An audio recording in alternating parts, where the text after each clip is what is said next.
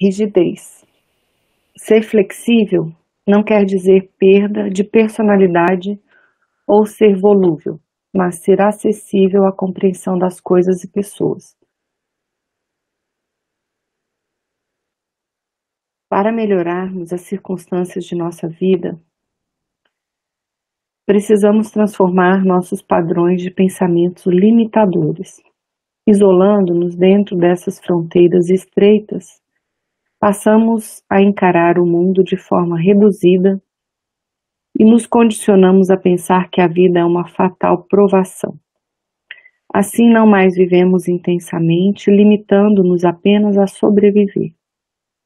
Explorando opções, diversificando nossas opiniões, conceitos, atitudes e recolhendo os frutos do progresso aqui e acolá, teremos expandido a nossa visão, que será a base para agirmos com prudência e maleabilidade diante das nossas decisões. A arquitetura de uma ponte prevê os movimentos oscilatórios para que sua estrutura não sofra dano algum. As estruturas imobilizadas nunca são tão fortes como as flexíveis. Mentalidades rígidas não são consideradas desembaraçadas e rápidas, pois nunca estão prontas para mudar ou para receber novas informações. Uma paixão se torna perigosa a partir do momento em que deixais de poder governá-la e que dá em resultado um prejuízo qualquer para vós mesmos ou para outrem. Todas as paixões têm seu princípio num sentimento ou numa necessidade natural. A paixão propriamente dita é a exageração de uma necessidade ou de um sentimento. Paixões podem ser consideradas predisposições impetuosas e violentas, se levadas ao extremo. Elas atingem as diversas áreas do relacionamento humano, como, por exemplo, a política, a social, a afetiva, a religiosa e a sexual. Predileção pelo lucro é útil, o exagero é cobiça. Predileção pelo afeto é valorosa, o exagero é apego. Predileção pela religião é evolução, o exagero é fanatismo. Predileção pela casa é necessária, o exagero é futilidade. Predileção pelo lazer é saudável, o exagero é ociosidade. Entendemos, portanto, que a predileção pelas nossas convicções é racional, mas o exagero é inflexibilidade, obstinação, ou seja, paixão. Ser flexível não quer dizer perda de personalidade ou ser volúvel, mas ser acessível à compreensão das coisas e pessoas. Encontramos criaturas que se mantêm presas durante anos e anos a conceitos e crenças imobilizadoras. Convergiram toda a sua atenção para sentimentos, objetivos ou pensamentos obstinados, dificultando uma amplitude de raciocínio e discernimento. Esse fenômeno não somente ocorre no mundo físico, mas também com as criaturas na vida espiritual, que permanecem estacionadas compulsoriamente a uma paixão doentia ligada a uma ideia única. Criando uma pluralidade de pensamentos reflexivos, teremos obviamente um melhor discernimento para perceber, escutar, ler, aprender e seguir nossos caminhos.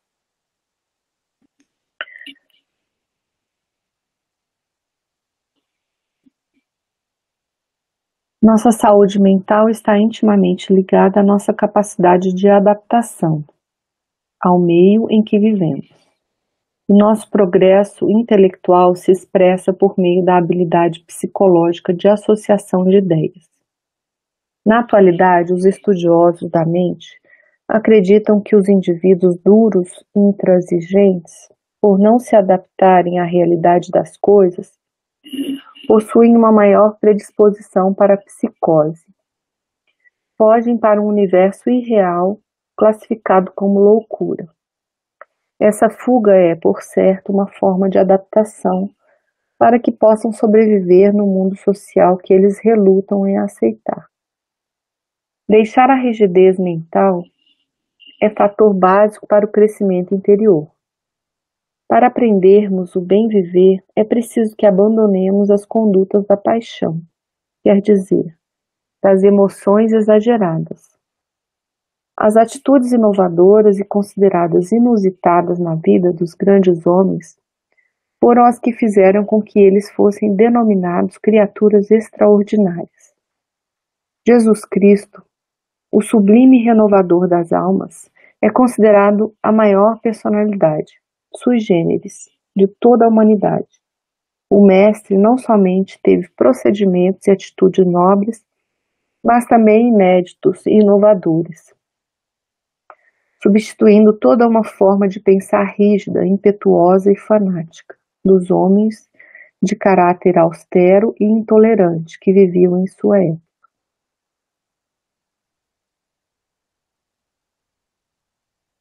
Eu fiquei pensando no amor, né? Às vezes a pessoa é rígida e o outro quer mostrar para ela que é rígida e vai ser mais duro ainda com ela, né? E só o amor tem essa possibilidade, assim, é a forma mais maleável, né, de você olhar o próximo, compreender as situações, né, que ele passa, por que daquela rigidez, né? Eu vejo muito como essa questão que a gente está vivendo agora, política, se a gente pensasse bem, não precisaria de propaganda, assim, né, política. As pessoas não alteram suas formas de pensar pelas outras, né? Elas têm suas convicções de acordo com o que ela viveu, com as suas experiências. E ninguém vai fazer o outro mudar. O que a gente tem que compreender é que cada um da sua forma é o que corresponde naquele momento, né? E se compreendermos isso, que podemos ser diferentes todos, né?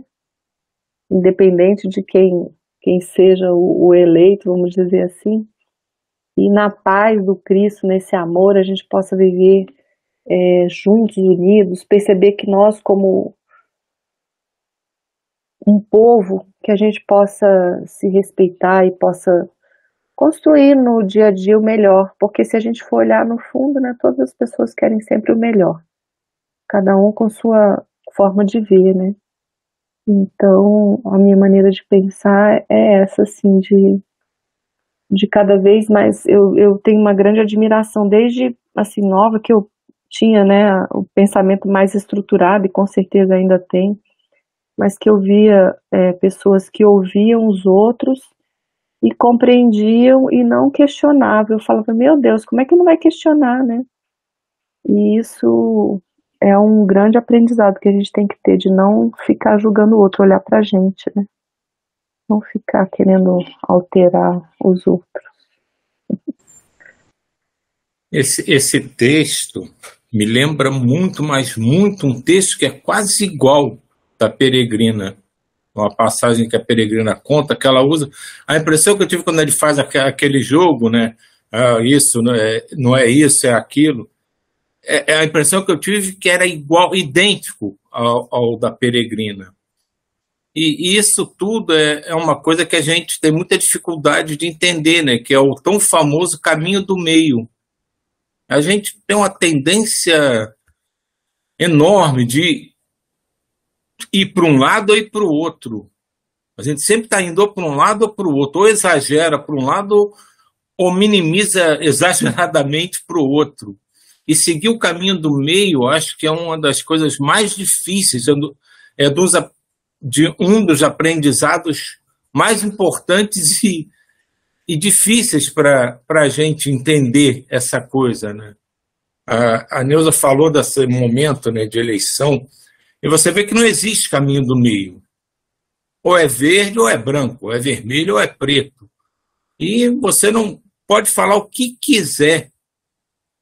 Cada um escolheu o seu time para torcer e não aceita absolutamente nada que é falado. Não tem o que ele fala aqui, né? esse sentimento de que não é ser volúvel, é ouvir e tentar compreender. E se a gente não fizer isso, a gente não consegue chegar nesse caminho do meio. A gente vai ter sempre as nossas posições fixas e eternas e não se abre para qualquer ponto que seja direcionado a nós, que tenha qualquer diferença do que a gente já estabeleceu como meta, como correto, como objetivo. E isso atrasa muito o nosso caminhar. Porque quando a gente acha que está sempre certo, é quando a gente faz as maiores bobagens.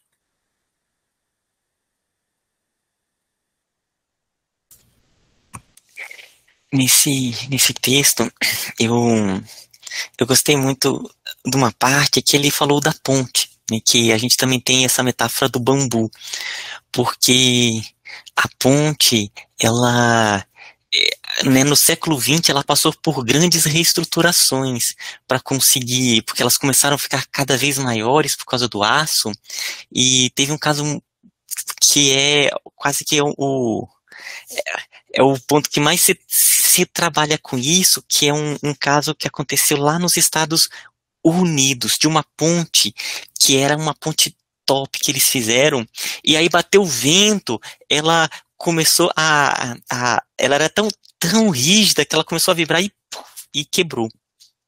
E com isso veio toda um novo trabalho de desenvolvimento em engenharia civil para que elas conseguissem aguentar qualquer que fosse o vento, né, se vinha furacão, pelo menos ela conseguisse suportar mais, aguentar mais.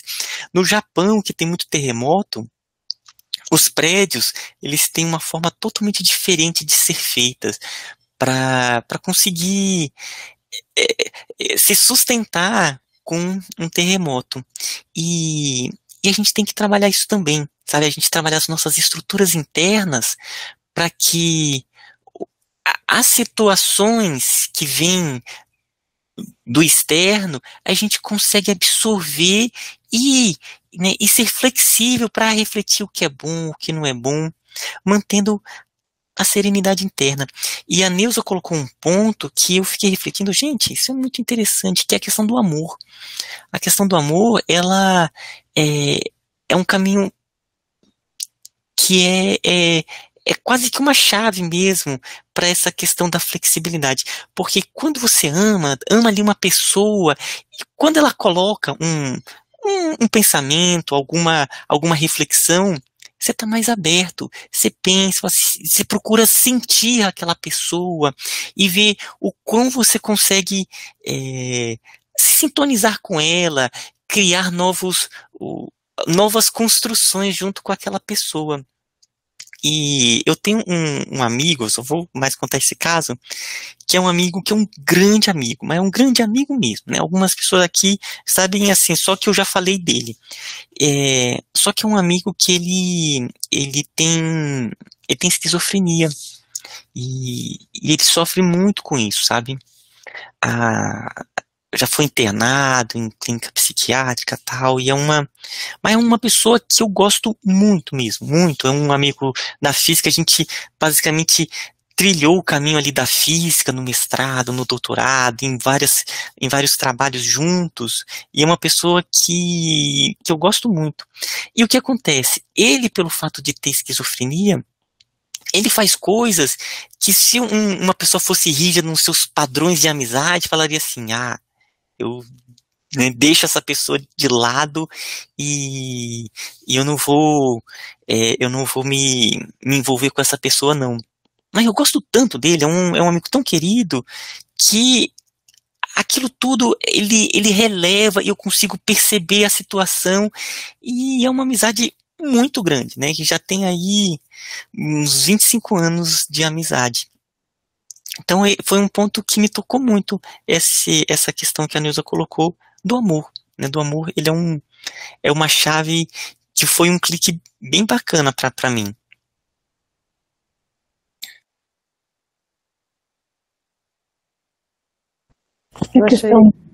Desculpa, Sânia, pode falar. Pode falar.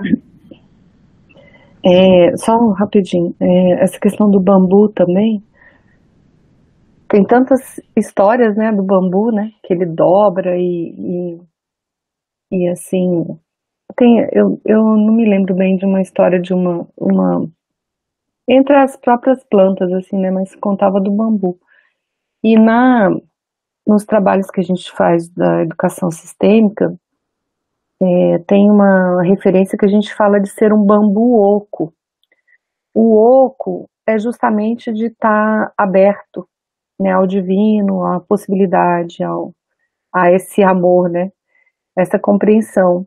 E o bambu é justamente essa flexibilidade. Então, eu posso me mover, ouvir, né, o que realmente eu tenho que fazer, não me concentrar ali na minha mente, e com certeza vai olhar de acordo com os meus padrões, né, com a minha limitação, e deixar que essa orientação venha, então venha né, dessa intuição, desses nossos mestres, desses, né, guias que, como o Silvio falou no início na oração, estão sempre ao nosso redor, cuidando, né? Então, está aberta essa possibilidade, às vezes, em alguma situação que você não sabe como agir, né? Se colocar imaginar assim, né? Dentro desse bambu oco, flexível e recebendo uma orientação, assim, que venha né, do mais alto, mais elevado, para a gente não... Por isso que muitas vezes não é bom você estar no momento, assim, já responder na hora, ou, né, pedir um prazo, assim. Tem até uma situação no trabalho, né, com meu marido, que aconteceu, que a pessoa chegou muito, muito dura, assim, e ele ficou calado. Ele só foi conversar, passou o final de semana, ele estava muito nervoso. Ele falou, se fosse conversar, eu ia partir para agressão, ia fazer uma coisa assim bem, então ele só ouviu e tal, e deixou para conversar, né, e aí depois tomou uma atitude que foi uma atitude até assim, né, drástica, mas foi uma atitude com respeito, assim, com conversa e tudo, mas se não tem essa pausa, né, não aguarda essa luz aí, a gente às vezes comete algumas falhas.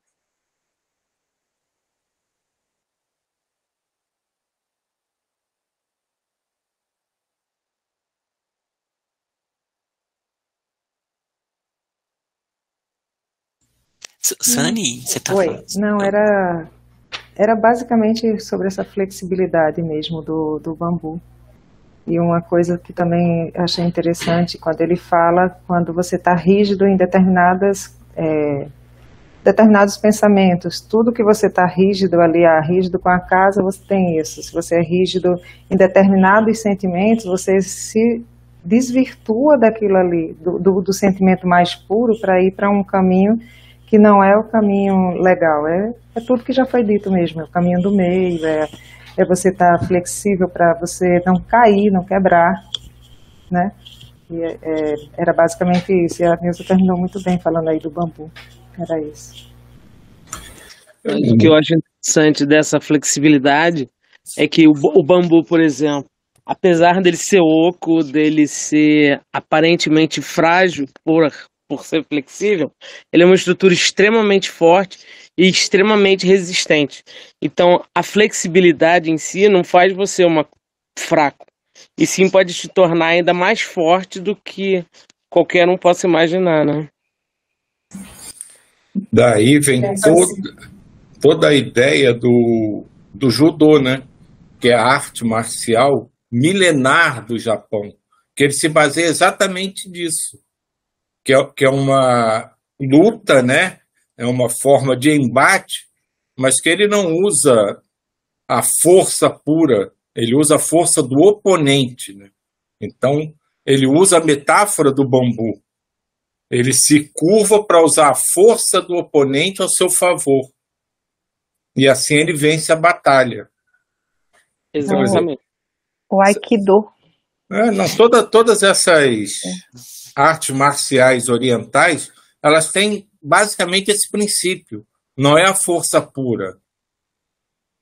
É muitas vezes a força do oponente, a força com que ele vem para cima de você, que você absorve e com isso você realiza o que você quer. E por isso a gente tem que dar tanta importância aos povos, né? Eu vou usar a palavra sagrados, mas no sentido de antigos, porque com certeza esses povos mais antigos sabem muito mais do que a gente. O ocidental é quase um recém-nascido em termos de humanidade. E ao contrário desses povos mais antigos, que são normalmente muito mais humildes, se acham os senhores do mundo. Normalmente numa prepotência, numa falsa inteligência, que eles acham que dominam o mundo, quando na verdade a essência do que faz o mundo girar e as coisas acontecerem já é conhecida por esses povos, que hoje em dia são quase todos relegados a segundo plano pelo modo de ver ocidental, mas que são as pessoas que realmente sabem do que o mundo precisa.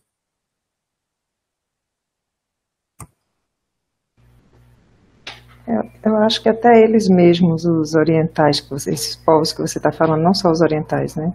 Até eles mesmos já se contaminaram com toda essa coisa do Ocidente, né, também. Mas tem toda uma sabedoria, né, se soubermos procurar em tudo isso. Ouvi uma vozinha, a Fernanda ia falar? Fernanda? Não sei, desculpa. Um ponto que eu também fiquei refletindo sobre essa questão da flexibilidade. Tem um livrinho que eu já contei aqui várias vezes de uma enfermeira, né? Agora eu vou fazer uma ligação com a flexibilidade.